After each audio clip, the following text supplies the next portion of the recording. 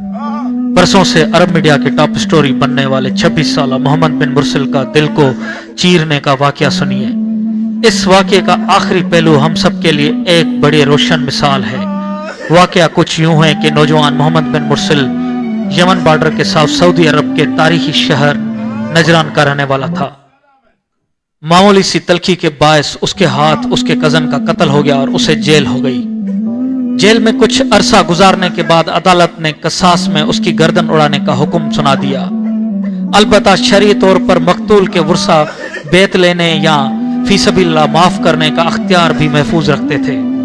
मोहम्मद बिन मुरसिल के कबीले बच्चों और बुजुर्गों नौजवानों ने यह फैसला किया कि मकतूल के कबीले के सामने माफी की दरख्वास्त रखते हैं।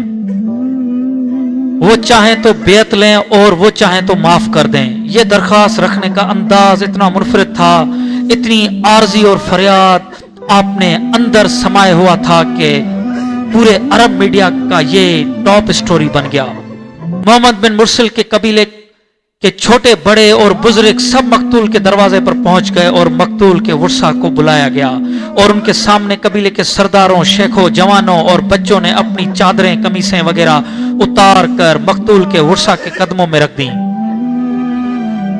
इज्जत और फख्र समझे जाने वाली अशिया उतार कर मकतूल की चौखट पर रख दी। अपनी चादरों से घुटनों को बांधकर जमीन पर लेट गए, अपने सर पर मिट्टी डाली। शायरों ने माफी पर कसीदे पढ़े।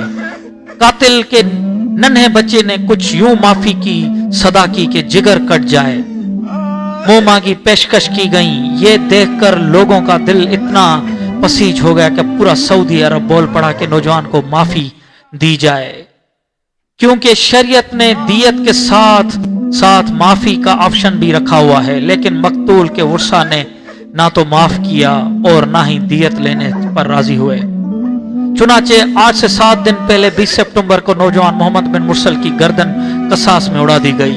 दोस्तों, ये पहला कातिल था जिसके लिए पूरे मुल्क में मगफिरत दुआएं हो रही हैं, लोग हमदर्दी के इजहार कर रहे हैं। लेकिन दूसरी तरफ कानून अपनी जगह कितना मजबूत है।